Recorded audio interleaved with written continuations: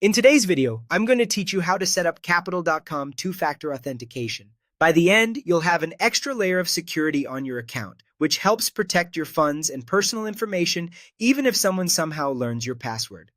First, log in at the Capital.com website using your usual credentials. Make sure you're on the official site and that you're signed in to the correct account before you continue. It helps to have your phone nearby since you'll likely use it in the next steps. Once you're in, look for the Settings area. On many layouts, you'll find it in the bottom left corner of the screen.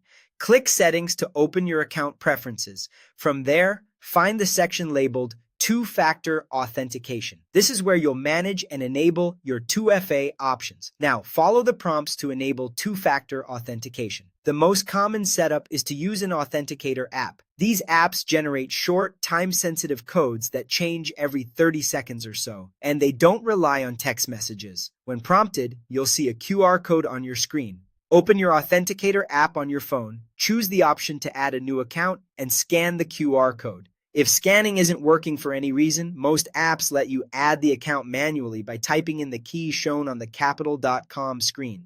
Capital.com may also support other methods. If you choose a different one, just follow the on-screen instructions tailored to that method.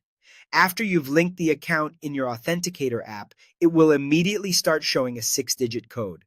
Go back to the Capital.com setup page and enter that code to confirm activation.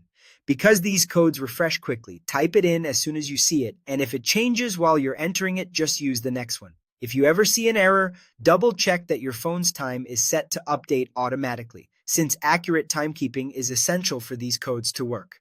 That's it. Two-factor authentication is now enabled.